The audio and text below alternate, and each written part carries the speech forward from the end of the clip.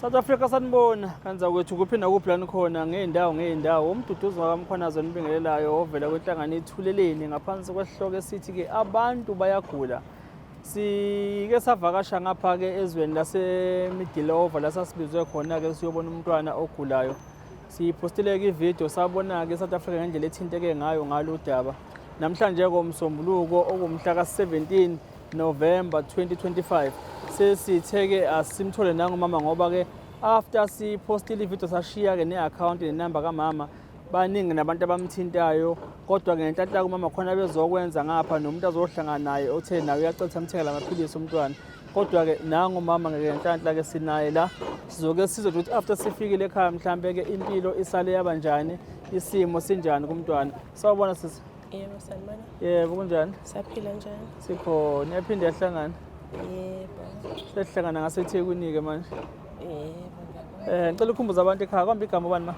Uthandeka nene. Uma kabani? Uma kaseluleko. Ngiyiphi indawo? Emidi nesisi abantu bathintekile ngomntwana wakho sisi yabo. Ngodaba lakhe South Africa nje ibizile kakhulu ubuhlungu. Namanje nje abantu basakhala ngento abayibone kumntwana. Isimo sesinjani sisi?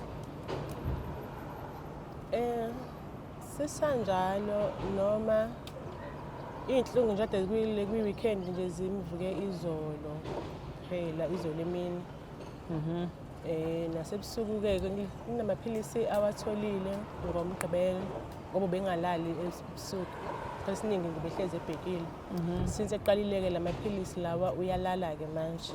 Akusafani noma ukuvuvukala kungakabohli. Ne-appetite yakhe kakubuyi kodwa nje sekungcono nakusafani. Okay, yes ngoba ngakathi sifike ekhaya lapha nawusitshela ngamaphilisi okhulume ngaba bathi ne-morphine angithi? Yebo. Wawusumiye kuselisa waphuza. So nami ngithema ngifika ngapha ngiposta lapha base kuvela abantu abaningi ngabathi bethi no i-morphine amaphilisi enhlungu ngithabo. Ngase ngibona nami ukuthi angizokuthola information njengaleyo ngase ngithinta udadewenu lwana. Uthi ngicela ukutshela ukuthi ngicela uqhubeke umnike umntana amaphilisi.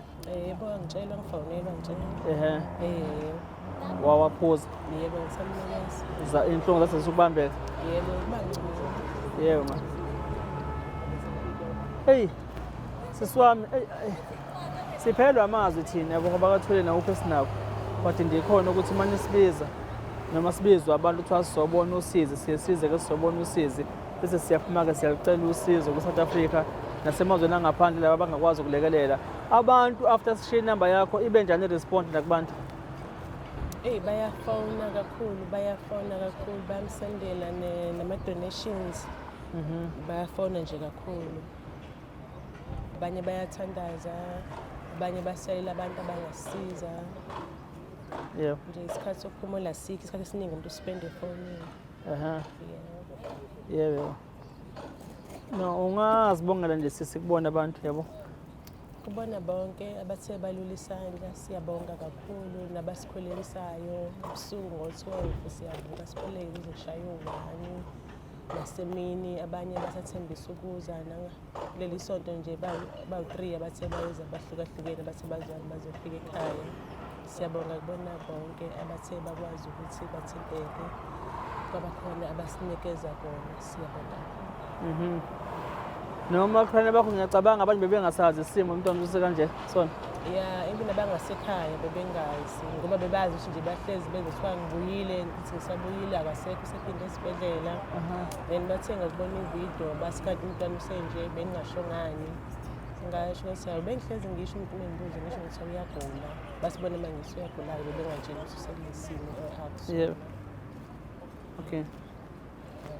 Angazi mama yazi nami nje ukucabanga phela kuye kube nzima ke mangabe ngisho umcabango ofika bathi ungenalo lutho kodwa esandleni ungenayo ngisho amandla nemali umcabango wakho mhlawumbe ugcina usabe mhlawumbe ukuthi uphimise yabo kusesikhathi yabo ngoba usukungezokwazi ukuthi uwenze ube practical umcabango wakho ngenxa yokuvela kwabantu amanambazi abantu abethintekile ngithi yabo especially kakhulu abantu abakhala ngomkhuleko yabo nabafisa ukuletha mhlawumbe abangakuletha kwamaphilisi nabo baningi abantu abavelayo abathi nakho siyalo sibanibani kuyalo sibanibani ongakwazi ukulekelela mhlambe uma bengathiwa mhlambe bahlela mhlambe sibahlela mhlambe usuku nasipho na mhlambe bafuna ukuletha umkhuleko ngobuningi babantu into njengala ingenzeka. Yebo ingenzeka. Yebo ma. Yebo ingenzeka khona ekhaya. Yilokho engicabanga ngaSouth Africa lelo ngoba ngiyazi ukuthi balokhu nifona nga-1 njengoba nje naye ebeka abantu uMama khona abawu-3 abazovela baningi futhi abazovela futhi abanye angithi yabo ungalokhu kufika abantu ngokwahlukahlukana mhlawumbe-ke bangathiwa liyabekwa usuku yabo bavele abantu bazokwazi ukuthi babe khona mhlawumbe kuhleleke leyo transport noma lezo imoto-ke mhlawumbe yabo nalabo bafundisi abangakwazi babe khona mhlawumbe liyekwe kusuku kuziwe ekhaya umntwana alethelwe umkhuleko nalabo abangafisa mhlawumbe ukuletha-ke amabibaba namaphilisi nezaba mhlawumbe ukuzozama impilo yomntwana ngithi yabo kube ukuthi nje nabo ilanga bazokwazi ukufika kwenziwe konke okuzokwenziwa nabo bazibonele umntwana ukuthi kusiphi isimo kukhulekwe nabo anxusa uNkulunkulu bazenelise nabo ngokubeka umkhuleko. Hayi ngeke kube nankinga. Kungenziwa kanjalo. Yebo sisi. No, mina nje bengicabanga into njengaleyo but ke njengoba ngisho ngithi-ke izwi phela uma ngabe ungenalutho esandleni ungenalutho nasephaketheni mhlambe umbono wakho ugcina ungaphusi ungathatheki kwabanye abantu yabo ukuthi ungaba serious into engenzeka. Yilokho nedadewethu. So njengoba ula eThekwini namhlanje uze ngakephi? Kade ngize la e-workshop. Khona uzohlangana naye? Yebo naye ovele? Yebo ovele khona la Minenhle Ngubane advocate. Yes. Uthe kunomngani wakhe Severelemo osiza kakhulu ngathi sewasiza abani oseku-stage 4 oyebolelwe yibele sezoya kokhathwa kodwa wadla i-medication yakhe Yes. wabangcono. Yes. Bengizohlangana naye-ke namhlanje. Cha siyabonga nake advocate nami bangisendele ipost yakhe ngase ngiyasho ukuthi no ngicela abantu abaningi sengiyazi ukuthi baye banganahla ukubheka ivideo leswayo ngangicela usishiye i-account yakho ne-contact yakho ukuze whoever okudingayo akwazi ukuthina le director ngalokho mhlambe via thina because thina sisemgwaqeni njengamanje siyafika nje sibuya le mali sibheke enkantolo njengoba sesiphuthuma ngapha-ke wena yabo besingakwazi ukubamba ngishiye incingo leswa sathi sicela ukuthi ushiye inamba ngiyacela futhi uphinde ubaphi inamba yakho sisi ne-account ungabapha futhi bangabe kusakhona basafisa ukuthi mhlawumbe balule isandla nabafisa ukukuthinta. Inamba yami is 079 715 6276. It's 079 715 6276. Yes ma. I-account number it's Missy Pinene 17703240044. Iphinde sisi. It's 17703240044. Ibhenki liphi? I-Capitec. Okay, i-link number iyona lodwa uyibiza? Yebo iyona la. Ngicela uyibaphindele babizele futhi.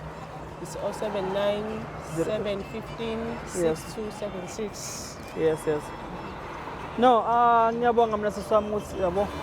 Ngiphinde futhi sibonge nakumngani wakhe ngithi yabo ngisacela futhi nakuyena futhi ubonge okuyena obelandela thina ithweleni wakwazi ukuthi asithinte athi no nansi inkinga la umngane wakho nengane egulayo ekhaya waphinda futhi wakhombisa nobuntu ngoba noma sasiboyile waphendula futhi uyena omningi kakhulu kuma-comment on behalf of wena because wena awukho active kakhulu angithi yabo. Yebo. Yes uyena impela nje obhizi kubanika information ubani igama lakhe kwami? Uzamamseleko. Usisi Zamamseleko nje manje babona ama-comment akhe uyena-ke usisi owathinta thina ithweleni ukuthi nalo udaba esibhekene nalo after sibone senza udaba lokandodana lo wasolunde onenkinga naye ukuvela umqala wasithinta-ke uZamamseleko ukuthi hayi bonanto udaba umngane wakhe uyagulelwa ingane sahamba-ke sayombona ngenxa yokuthi kudade wabo akanathi isikhathi esiningi ifoni sokuthi abe ku-Facebook because funeka abheke i-condition yengane ekhaya nokuthi ingane ikuphi okutholayo ekudingayo. So-ke umngane wakhe kuyena-ke uyaphendule leyo mbuzo eniyibuzayo mhlawumbe abantu bazofuna inamba usisi uZamamseleko uma umbona nje please inbox angisho yena uma ufuna any information regarding yena usisi ne-location mhlawumbe ukuthi umntwana ukephi. Dadewethu asakubambezeli ma sisasho namanje ukuthi nje uNkulunkulu sisamethemba sisi. Samethemba futhi angeke siyeke kumethemba yabo. Yebo. Ukuthi namanje sinethemba ukuthi-ke usangabenza ubukhulu. Yebo. Yize odokotela sebethe odokotela sebehlulekile kodwa-ke uNkulunkulu uyohlala nje u-Alpha no-Omega. Yebo. Empilweni zethu. No, ngiyabonga sisi wami sikubambezeli nawe kusekude le Middelhof ekhaya. Usikhonzele nasekhaya sise. Yebo. Asithembeke lo mntwana uzokwazi mhlawumbe ukuthi naye abuyele ukuvuleka kwenhliziyo yakwazi ukuthi umthengele manje amaphilisi okuvula inhliziyo. Ngithenge ngidlula ngimthengele ngoba la wakhona aseyaphela lawayana. Ngithenge ngidlula Clicks ngimtholela amanye. Okay, siyabonga futhi nakumakoti mama kamakoti asekhaya. Yebo mamamtolo. Nkosi yami yabo umthengela amaphilisi. Yebo ngithengela amaphilisi. Ngithenga nomunye udokotela we-China ola South Beach Point. Ya bathi sewili khona. Yebo ngitholele khona-ke lamaphilisi lawa. Okay. Akhona umehluko kodwa ukhona ngoba uwaqale Saturday night usemewaqala waphalaza ngophuza u-24. Kanye 888 bese kuba netiye ke liphuza imini once a day. 24 le iphuza ekuseni emini ntambama wathi khathi eqala wabuyisa kodwa wathi qeda ubuyisa nje wazuwa waqedinga ne-toilet futhi waye-toilet-ke mebuya lapho wazumeka kwaba usuku lakhe lokuqala lelo ukuthi akwazi ukuzumeka nayizolo futhi nje masimphuzisa wona nje izolo bekhathela imini yonke samphuzisa-ke netiye ngabe nayizolo besisaba sithi ihlapho usazophinda abuyise nasebusuku futhi nje kwaba ukuthi nje uyalala nje kahle kanye nabantu isikhathi esi-right wabe khona umama waseSwatini kade ecela ukuthi ukhulekwe ngo-12 luckily waphaphamanga ngomkhuleko walowo mama wakhuleka kumama lo washaya u-1 wafuna ukukhuluma naye futhi mama eseqedile nje usephapheme wakhuluma-ke naye saphinde futhi salala kahle ngabe nekhaya lekho ngihambe ekuseni ngo-5 ngibona imoto ya-5.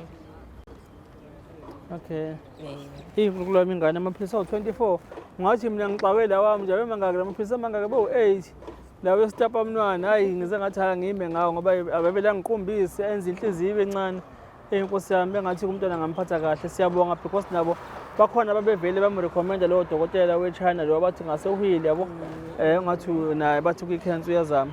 Ngiphinde futhi siswami sizwa ukubonga kakhulu uyagada ubhosa angazi umnyamazini baba umsomi ome lapho endabuko sase-Prestone inkabana ngangakhuluma nayo khathi sisaqeda esibhedlela bese siqeda ngitshela ukuthi ngeke basakwazi ukusiza ngayise ngafonela ngani ngicingo labanjwa yena noma abasebenzi bakhe. Yes. Wangitshela wathi wathi treatment ye-cancer isiyonke u-1.2 ngangaba nawo-ke lawo mandla ngibange ngikwazi ukuthi ngekho ngoba ngiyalela nje base ku-Victoria ngazi kodwa nje base ku-Victoria ngase-KFC. Ofisa abasebenzi laba bakhe. Ngicasuka abasebenzi. Yes ngoba kube uyena ngazi ukuthi bezokwazi ukuhipha akazi nokuthi abanake namthinta because ukufika kwethu thina ekhaya laphana sifike through ngayo uyena wesitezimali kaPetrol sikwazi ukufika ekhaya. Yebo but-ke naye uzoyibona ividiyo bese yibonile futhi vele ukuthi sifikele ekhaya. Siyabonga kakhulu nje kakhulu because ukuthina sasingeke sikwazi ukufinyelela ekhaya ngenxa yokushaya kwama-funds yabo ongabi naso isponsor kube yingqinamba ke mafuneka siye kumuntu osuke kude yabo.